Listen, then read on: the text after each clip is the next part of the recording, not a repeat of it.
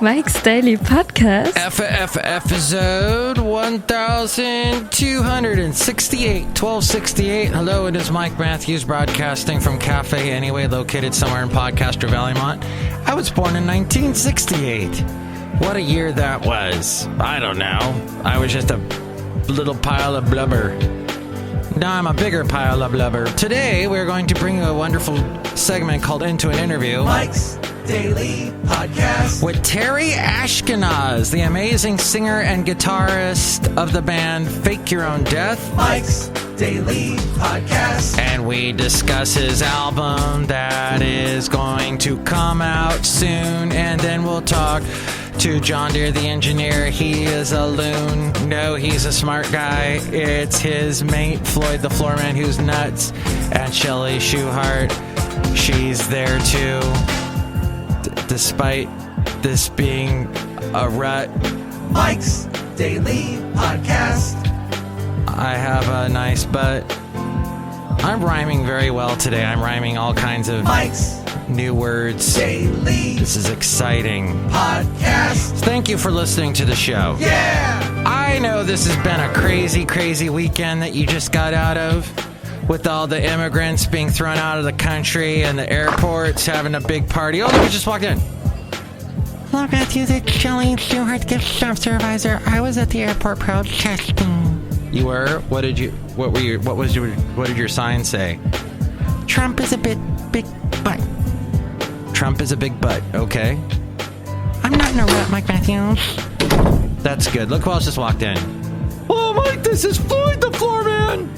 And this is John Deere, the engineer. Don't say that Floyd is nuts. He's my... You're what? My honey bunnies. Ah, honey bunnies. Those are scary. They're all over the floor, and then you have to get a vacuum.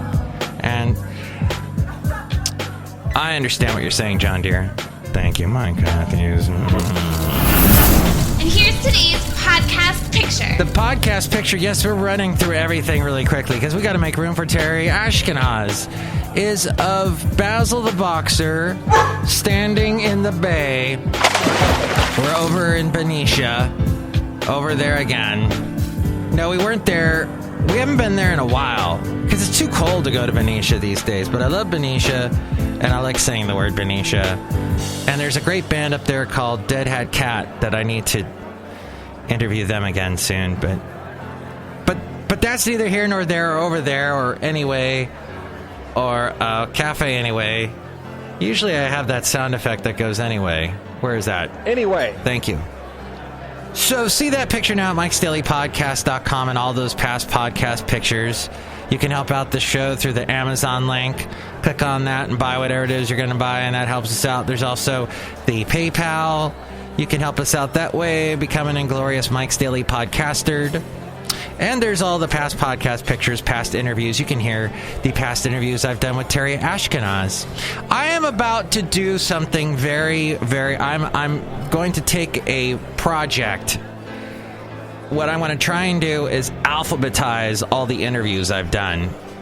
Right now, they're in chronological order of the day that I interviewed them, in the year, etc. Now I need to alphabetize, and I'm not looking forward to that because now we got to bring in spreadsheets and Excel and all that crap, and I'm just not looking forward to it. So I'm about to embark on that.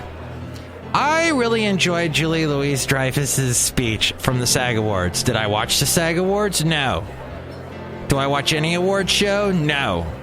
I'm done with award shows. I watched them when I was a kid. I used to love watching them, but now I get I want to pull my hair out, which I don't have anymore. So I guess what I'm saying is I hate award shows, but I do like the little clips, the ones that get through, that are highlights. And Julie Louis-Dreyfus was talking about being the daughter of immigrants and that she does not approve of what's going on with Trump and all the bans he's doing. And the right is saying, oh, yeah, but what about the security of the country, blah, blah, blah, blah, blah. Well, the fact is Trump is doing so many executive orders in his first 100 days, which he warned us he would do. But at the same time, he's scaring the crap out of us. He's out of control. He's doing so much, he's scaring John McCain. John McCain, who was going to be our president if there was no Obama to kick his butt. But he ran for, he's a very well-known Republican, and he is even, what the hell? So, anyway, we get into a little bit of that, Terry and I, when we discuss Terry's music and his songs, and I think you're going to enjoy some of his music. So let's get now into an interview, and if you'd like to comment, you are welcome to do so. We listen to your comments and your not-so-comments in our segment Emails from Email and your comment, not so comments. And you can call 336-MM-DAILY.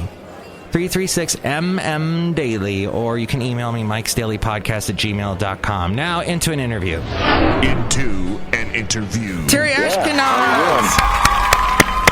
Doing good? Woohoo! You got a rousing applause here at Cafe Anyway and Mike's Daily Podcast. That was amazing. You deserve every bit of applause, Terry Ashkinos. That's nice, because it's been a rough month. Oh no! Is it because of Trump? It's every day. It's the end of an optimistic view of the world. No, hang in there, Terry. All right. You got to keep making your awesome music. We're trying. We just finished our record. It's just got mastered, and we're starting to send it out to a few people, and it'll be released on February 14th. That's Valentine's Day, isn't it? Yeah, I wonder if somebody coordinated that. I don't know if we're I don't know if we're a date night band. Now, you know what, though? I think your music is rockin', and you bring your woman out to one of your shows, and she likes the rock music and the kind of the testosterone involved, and then she wants to go back to your place and bang. Well, I mean, you heard it here. Mike's getting banged to take her on death. She wants to bang a drum. Spreading the love. I want to spread the love. Spread the love. It's all about love. We need more love in this world, don't we? Absolutely. After all the craziness. Now tell me, what's it like? You live in San Francisco, right? Actually, I moved to Pacifica about a year ago, but just outside of the city. Yeah, you're still really close, but you're near the ocean now. Right. You're like on the water. I am. I'm literally on the water. It's cool. Renting a little house. I got a little studio in my garage. Oh, going surfing, like hanging out. It's really windy and cold, and there's sharks, and it's awesome. I love when you talk and you get really, really dark, and then you go, "It's awesome." But it is awesome because I've never seen waves bigger than the ones I've seen at Pacifica. I remember one time driving up that main street there and looking at, and these huge waves were coming down, and I was, But right now it's the Mavericks time, right, with the huge surf contest. Oh, that's right. Which is about to start.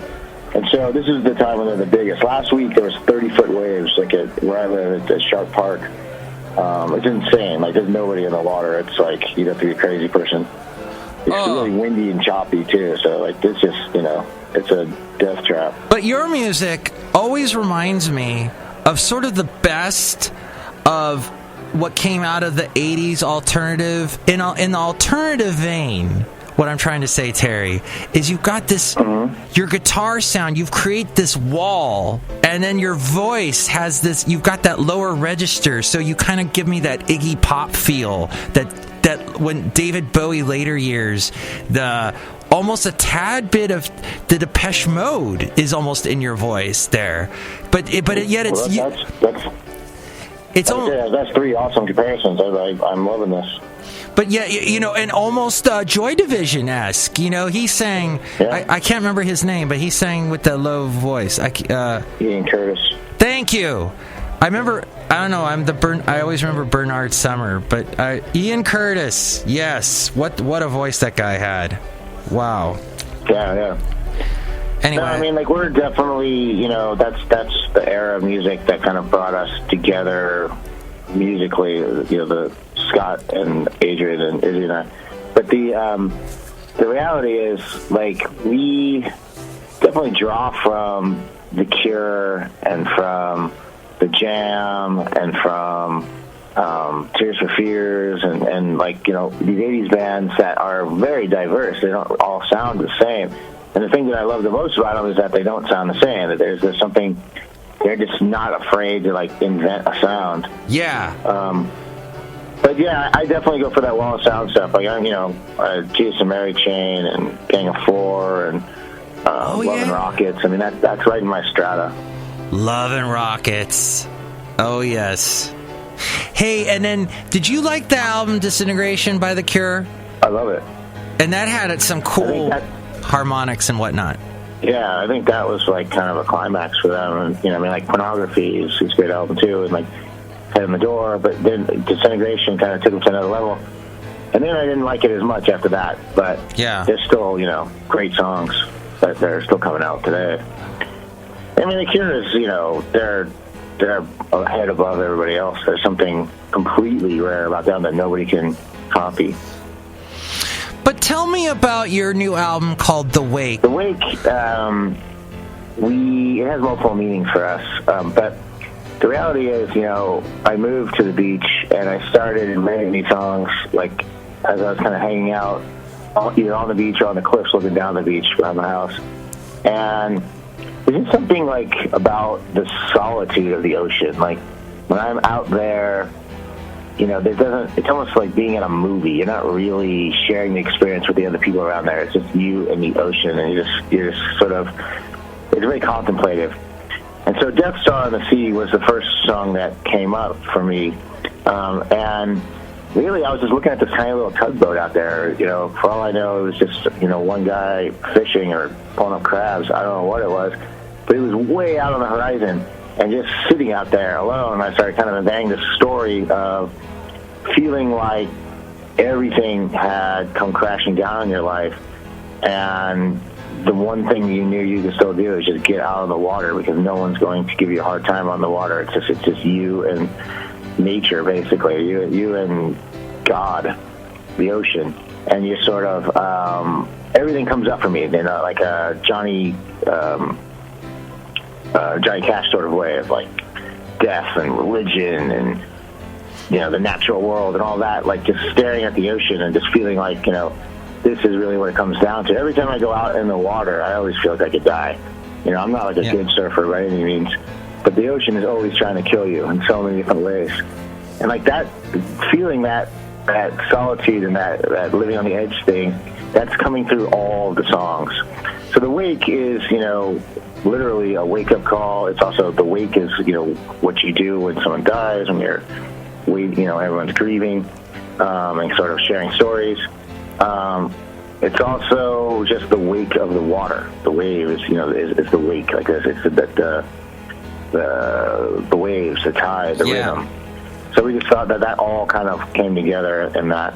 And that painting that we used as the album cover, that was actually painted by Scott, our drummer's wife, Rachel Zenerald. And I just love that painting.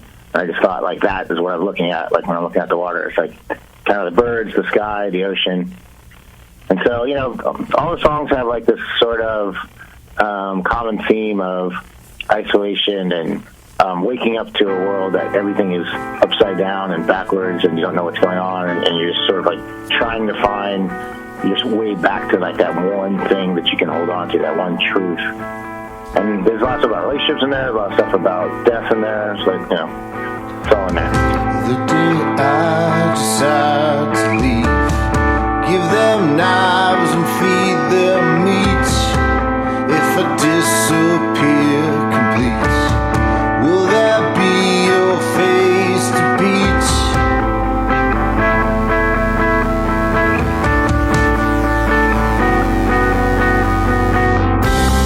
On an ocean far from here,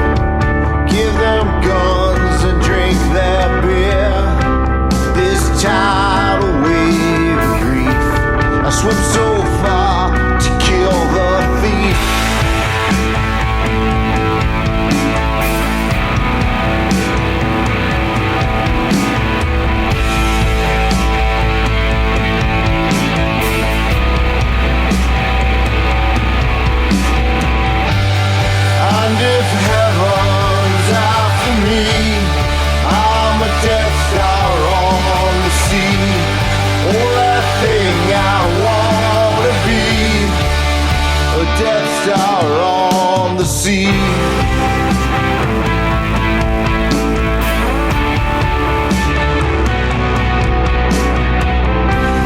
Telephones will ring, flying insects do their thing. Light bulbs buzz but cannot sing. Buses come but do not ring.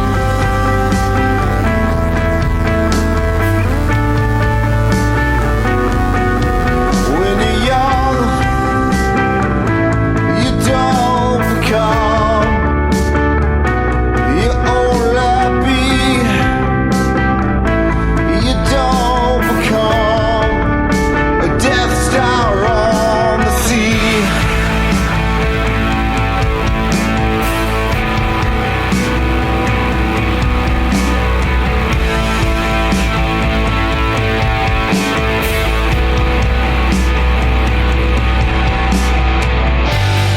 And if heaven's after me, I'm a Death Star on the sea. Oh, that thing I wanna be, a Death Star on the sea. And if heaven's after me, I'm a Death Star on the sea. Oh, that thing I wanna be, a Death Star on the sea.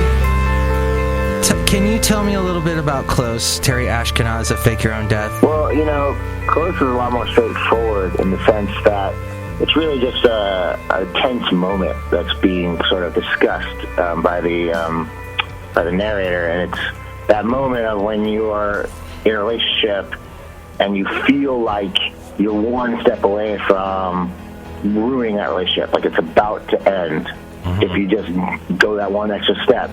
And having that sort of feeling of like, maybe I should just do that. Maybe I should just end it. Let's just move on. Or maybe I should take a step back and give it room and let us find our way back together. So that line kind of gets repeated. How close am I to losing this? Right? Like, what do I have to do right now to end this whole thing? What do I got to do not to end this whole thing? Stairs crash into blooded noses, wondering if you ever chose this again.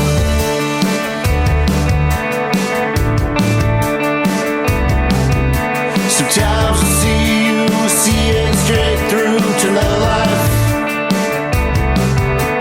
If I try too hard, if I can't do anything right, it's like you want a thing, but you don't want it given. How close am I to losing this?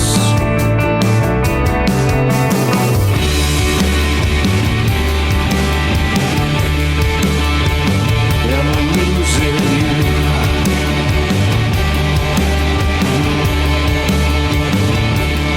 And I don't want to fight about it. No, I don't want to fight about it. How close am I to losing this?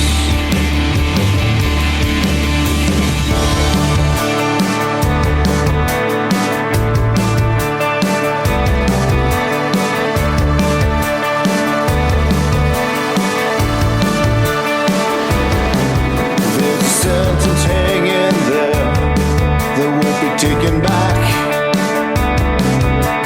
One of us those knives, the other fills the cracks. If I can't make you laugh, then I'd rather not tell jokes. There's no elephant inside, there's nothing left that you don't know. How close am I to losing this?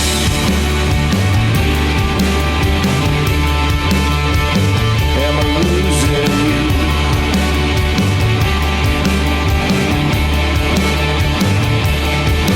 Someday I'll call a change, but I just don't know how to change. How close am I to losing?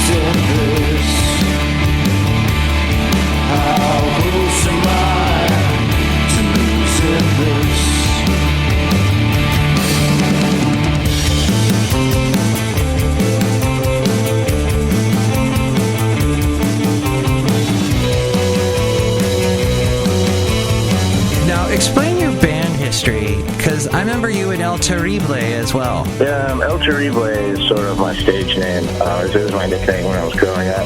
I worked at a Sizzler, and all the cooks, I was a waiter, and all the cooks there used to make tacos in the back, and they had made their own salsa. It was so incredibly spicy that really nobody would eat it, even though they just kind of made it just to show off. But I would always eat it, and I never had a problem with it. I thought it was amazing. I wanted more. And so then they nicknamed me El Terrible because it never gets too spicy for El Terrible. Oh, okay. So that's where that name came from. We did this record, and it got picked up by Breakup Records, and people were kind of liking it, and so we started to do some shows under that name. It's a slightly different band. Same drummer as Faker and Death, Scott, but we had some different members. And we kind of played around and for about a year under that name. But there's a professional wrestler in Mexico named El Terrible, and we were having a lot of problems on social media. People kept confusing us for him or him for us or something. And we're getting a lot of weird posts on our Facebook page and whatnot. And it got to the point where we just needed to take it down. Like, it just wasn't, like, nobody could search us out. All the stuff would come up for wrestling, and it was strange. So we just stopped performing under that name altogether. And then I started working on the Faking on Death record. So really, El Terrible was just sort of like a side project. But we are going to re-release that El Terrible record with some new singles that we recorded that we never released. And that's going to come out in March. Oh. And we're going to do it. We're going to play those songs as Fake Your Own Death. So it's going to be. That album didn't get out that far, like kind of fizzled. So I wanted to kind of repackage it with some new songs and get it out so that people can... Finally, I want to play Throw Like a Girl. Where did this song come from? And this is also on your album, The Wake, which you'll have to also tell us where to find The Wake. Where can people buy the Wake and help support you as a band? Yeah, thanks. So it'll be out, everywhere digitally on the 14th. So, iTunes and whatever the hell else there is besides iTunes. But it's also on our website, on our Bandcamp. So that way the money goes directly to us, which is awesome. So that's the 14th. You can hear some songs streaming right now on it. And Throw Like a Girl is one of the last songs I wrote for this record. And the concept really came from something I was mentioning earlier about, like, just waking up one day and feeling like everything is opposite day. Like the person put in charge of the Department of Energy is the guy who said he would get rid of it if he ever became president. Rick Perry. Putting the person in charge of the Department of Education who's never gone to public school and thinks that schools need to have guns in order to protect themselves from bears. Donald Trump saying he is absolutely the biggest feminist in the world, and she has more respect for women than anybody else, and yet he says he finds his daughter very attractive. So I don't. There's some strange things happening right now, and I just kind of have this line, "Cry like a boy and throw like a girl." And it really is kind of a little bit of a reflection of The Cure's Boys Don't Cry idea of, like, we are playing these roles, these prescribed sort of societal roles that we've been more or less told that, if we don't fit into these categories, that somehow we are outside of society or we are in the way of society. And this whole, all the lyrics are a meditation on, like, all the gray areas. And, and of course, I'm writing this at the same time as this North Carolina law comes out that says that people can't go into the bathroom of their choice if their biological gender is not the same one that they actually naturally feel that they fit. And so there is some of that in there too. So there's something literal going on, and there's something that's a metaphor. But the whole song is basically waking up, and, like, everything you thought was one way is now the complete opposite of that. And how do you go on living when, after a lifetime of thinking that things worked a certain way, and now it's completely opposite. Take my skin, my guitar knows everything. Dead man, counting sheep, close the shutters. Pretend to be scratches on a cell, but the truth won't sell itself.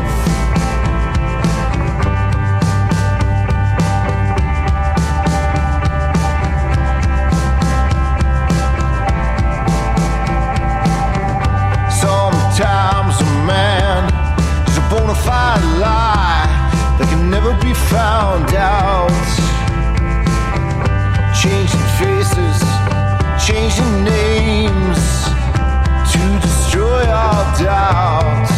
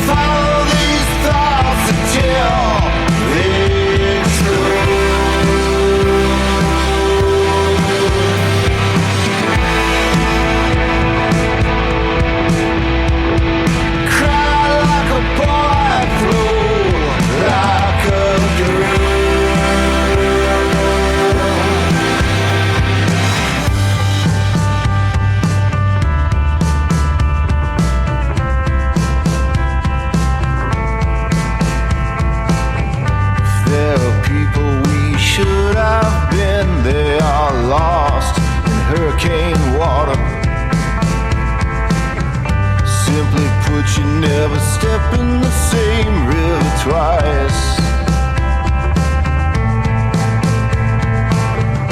Your confusion's so goddamn cute, but that don't make me feel sorry for you.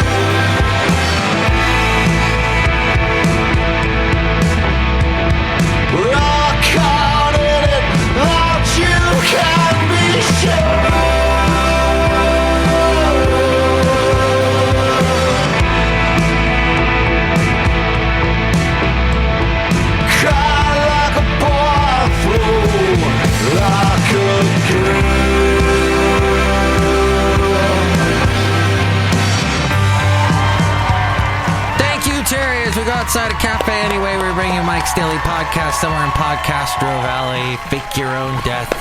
Check them out on Bandcamp now. Next show, we are going to have the wonderful Benita, the Disgruntled Fiddle Player, and the Brewmaster. Mike's Daily Podcast is written and produced and performed by Mike Matthews. His podcast is super easy to find. Download or listen to his show and read his blog at MIKEs-DAILY-PODCAST.com. Email Mike now at MIKEs-DAILY-PODCAST@gmail.com. See you tomorrow. Bye!